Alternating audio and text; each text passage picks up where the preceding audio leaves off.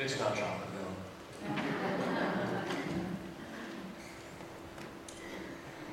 Actually, there was a little misprint in the bulletin today. The actual text is, as was referenced, it actually comes from Mark chapter 9, verses 38 through 50. So if you're following along again, Mark chapter 9, verses 38 through 50. So John said to Jesus, "We saw someone casting out demons in your name, and we told him to stop because he was not one of us." And Jesus said, "Don't stop him. For anyone who does a miracle in my name cannot in the next moment turn around and say something bad about me. Whoever is not against us is for us. So if someone offers you a cup of cold water in my name because you belong to the Messiah, surely that person will not lose their reward. But if someone causes one of these little ones, those who believe in me, to sin, it'd be better for them to have a large millstone put around their neck and have them literally tossed into the sea. For if your hand causes you to sin, cut it off. It's better for you to enter into life maimed than to with two hands go into hell. If your foot causes you to stumble, cut it off. It's better for you to enter into life with one foot crippled than to enter into hell. And if your eye causes you to sin, pluck it out. It's better for you to enter into life with one eye than to with two eyes go into hell, where the worm that devours never dies and the fire is not quenched. Everyone will be salted with fire, and salt is good. But if salt loses its saltiness, how can it become salty again? So have peace, love among yourselves. Have peace, be salt to one another. The word of the Lord. Thanks be to God. Now I get the impression that I think I know what a few of the responses are going to be, but if you like this informally chocolate milk, please raise your hand. And I will raise it as fast as any. I like chocolate milk too, so does our daughter. But I know there is, at least among some, a bit of a perception about chocolate milk. That it's taking something that's pure and wholesome, like milk, and adding chocolate and sugar to it, also a touch of salt, to make it somehow more palatable to a wider audience. And I was thinking about that as I opened up the fridge this week to get some chocolate milk for our daughter, because much the same thing can at times be said about, at least in recent years, how we do church. There certainly has been plenty of criticism. I don't just mean here necessarily, but just throughout the world about the way that people are doing church and perhaps the liberties that are being taken with how the gospel is being presented to somehow sweeten it up and add a little bit of chocolate to it, to make it more palatable to a wider audience. And does that somehow distort the gospel message?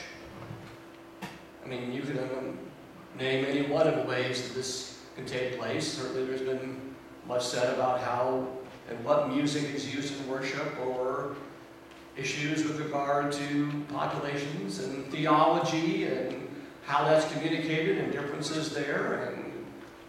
And certainly much has been said about orientations of lifestyle and gender identity and how we are to communicate the gospel in a way that calls people to be accountable and doesn't water it down, but at the same time allows it to be known to as wide an audience as possible. It's a conundrum. And most have erred on the side of being conservative. Let's not make a radical change until we know that it's right. And that effectively, in the same way, is what the disciples were doing with Jesus that day. They had literally gotten the message, their teachings, from the sacred cow himself, Jesus. They had this pure, wholesome milk, if you will, that they had been weaned on, and here was some clown casting out demons, supposedly in Jesus' name, but he hadn't gone through clearance, he hadn't been vetted, he hadn't been properly documented, we didn't know whether what he was teaching was sound or not. All we know is he supposedly was driving out demons. So, John said, we just told him to stop because he wasn't one of us. And Jesus, at first, seems to basically say, look, let's leave him alone. Live and let live. Because you can't do something in my name through the Spirit and then in the next moment say something bad about me. So let him alone. But then Jesus doesn't stop there. He goes into this series of downright gory and seemingly rather harsh illustrations to beat the point. It needs to be about self-examination, he seems to say. If something causes you to stumble or sin, just cut it off. Mutilate yourself, crying out loud, if that's what it takes. Because it's better for you to go into life mutilated than to do something wrong and teach something wrong and have a millstone put around your neck and be tossed into the sea where worms are going to eat your flesh and you're going to burn in fire. Whoa, Jesus, whoa, whoa, whoa. All we tried to do was make sure we were doing something right. We get the point. Sorry to touch the nerve. You can almost see the disciples saying, okay. Sorry I asked. If you don't like chocolate milk, just say so. It is a hard passage to understand.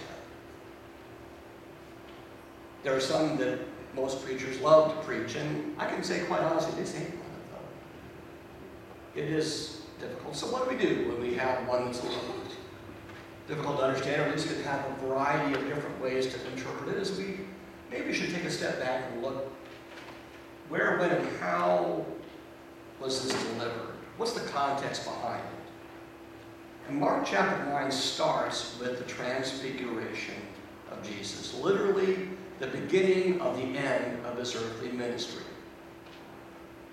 where he's on this mountaintop with Peter, James, and John, and he's transformed. And then Elijah and Moses show up. And this dichotomy begins as they come down the mountain. Jesus knows the clock is ticking. He's literally coming down the mountain to pass through the fire. The days are numbered. He's going to die horrifically. And Peter, James, and John are stoked. We got to hang with Jesus. He was transfigured. We got to see Moses. We got to see Elijah. Jesus says, we need to keep this quiet until later. And so what are the first thing they do when they get down the mountain, do you think? They pull the other 9 aside and say, well, you losers were hanging out with the lepers and people needing healed. We were up with the big guy, watched him transfigured. We saw Elijah, we saw Moses. So then they walk into a crowd of people where someone needs to be healed. And the disciples try to edge each other out to cast out the evil spirit on their own, and they're unsuccessful. So then this argument about who's best begins to carry over all the way to a trip to Capernaum until Jesus finally calls them on it. What are you talking about on the road? Nothing. No, you were talking about who's best.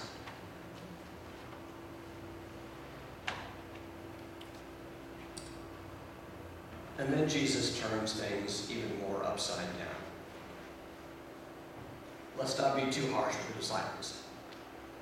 These are pretty ordinary folks that have been told all their lives by the Romans around them that they were second-class citizens, and had really been told in their spiritual lives by the Pharisees and Sadducees and the leaders and teachers of the law that they were second-class citizens. And they finally have a moment where they get to see something utterly spectacular, and it kind of goes to their head for a few moments. And then Jesus turns right around and says, no, you need to be like one of the least of these, like a child. And there's even more. It's almost as like he said, you've heard it said that the only person who can do something that's pure and holy is a priest.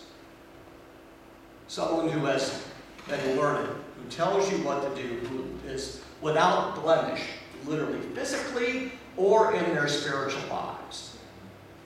And when you fail, and mark my words, it's not if, it's when you fail, you're to bring a sacrifice to the priest, only to the priest, who offers that as atonement on your behalf and puts it in the fire, but also sprinkles it with salt. Not just because that does make it taste good. But remember, salt is a very valuable commodity in a desert climate where things spoil because it was a preservative. It preserved life. So there was also a theological component to the priest's use of salt. It was life-preserving.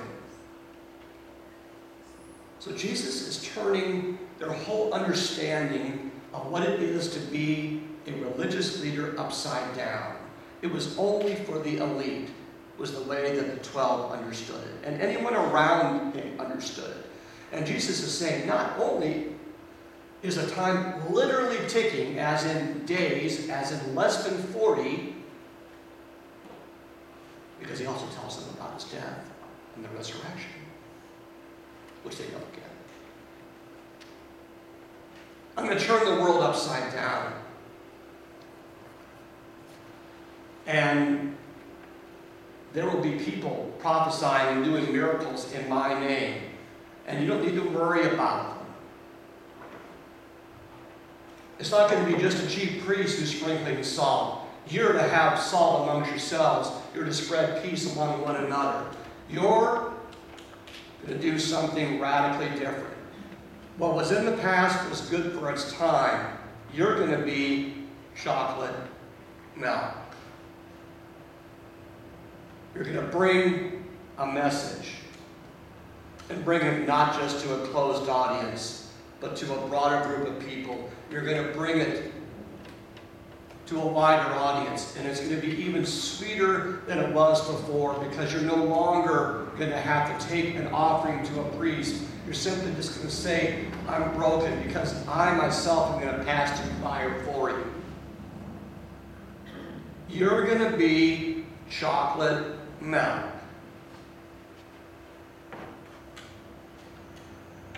So what does that mean for you and me?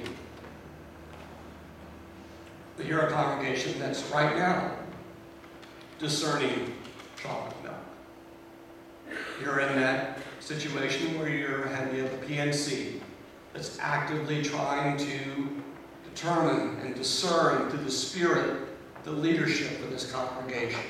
You're assessing, where are you at? Is the ministry that you've been doing good for its time, or are the times a-changing, and are you going to have to change too? And is the leadership going to have to be someone with skills and gifts and abilities that have been consistent with what you've had in the past, or is it going to be something different? It's a scary time, is it not? How do you take that which you've done, which has been amazing, and if need be, become chocolate milk? I'll offer a few examples of others that have done something similar. Pardon me, my throat's still scratchy. There's a pastor, a LCA pastor, by the name of Nadia Bolz-Weber, and you may be familiar with her, or you may not be, but she's certainly causing a stir among many in worship leadership in North America about the only thing that's even remotely traditional about Nadia Bolz-Weber is that she's a pastor who's begun a new church plant in Denver, Colorado. Even that isn't all that typical to create a new church, but it is about the only thing about Nadia that's even remotely traditional. But she's about 6'1", heavily tattooed and pierced. By her own admission, swears like a truck driver. And she's totally committed to bringing the gospel message to people that have been on the margins. The addicts, the homeless, prostitutes, those struggling with gender identity, those struggling with sexual identity. The weirder, the better is literally her mantra. In fact, it freaks her out when somebody who wears Dockers and a polo shirt comes into her congregation because you're kind of messing up our weirdness, she's been known to say. She wants to bring the salt, the love, to those who in many cases don't know what that feels like. And lives are being changed. She's not watering down the gospel, but she's definitely chocolate milk. On literally the other perspective is a movement among a number of other congregations. Ones that may be small town America, where a pretty fair portion of their church budget has been set aside every year to try to draw in youth, to try to bring in youth, to try to hire youth, to try to support the youth, try to bring in the youth, because that's the future of the church. It's the youth, the youth, the youth, the youth. Look at the congregation on any given Sunday, average age 75. What are we doing here, they said? We have a beautiful ministry here to an aged population. Instead of let's spending an ungodly amount of our annual budget on a population that's not here, let's invest in who is here and in ministries that make sense to our congregation and to our community. Some consider that to be giving in. No, it's not. It's chocolate milk. One last model I'll throw at you. It's called a 3-year church model. Basically, it's a congregation that's not too different. It wouldn't be too out of place in Nadia Bowles-Weber's congregation. But there's a distinctive here. Typically people whose lives have self-destructed largely of their own making. People who have messed up big time. And I'm not just saying convicts or prisoners, though certainly there's a portion of those, but we all know people that through one destructive behavior or another have totally blown up their lives and are left with a life in recovery. But sometimes it's in that situation that the grace of Jesus Christ smacks most strongly. And so the 3-year model is basically this. You come to this congregation. The first year is predominantly learning about who Jesus is. Second year, what gifts have you been imbued with? Third year, how can you translate that?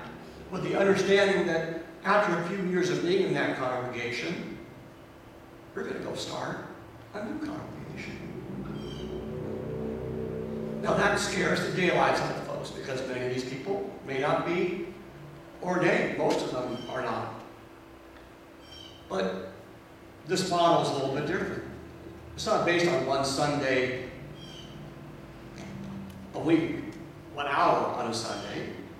There are several hours during the week where people can meet with the leadership of the congregation, where they are in worship, where they allow Christ to transform them. These are folks for whom the mantra is freedom is just another word for nothing left to lose. They have nothing left to lose. And they have everything to gain in Christ Jesus.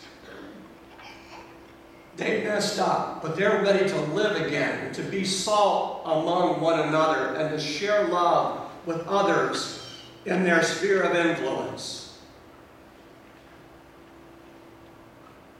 You're faced in small ways and large ways with that same question. time for examination. Are there ministries in the life of this congregation that have been beautiful for their time, but now they've reached their end? They need to be cut off. It's not a bad thing. Lay it to rest with dignity, but maybe that's what needs to happen. Maybe there are people and a population in your midst that you know whose needs are not being met. Remember what Jesus basically says in a nutshell. Don't be afraid of chocolate milk. If what you've done is out of salt and love, you really don't have anything to worry about. I've sent my Spirit. I continue to send my Spirit. I'll guide you. I'll coach you. I'll prune you as needed. But you're not going to lose your reward.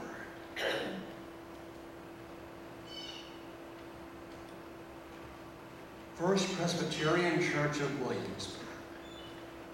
Do not be afraid to be chocolate milk. Taste and see. The Lord is good. His love is meant for you. His love is meant for those around you.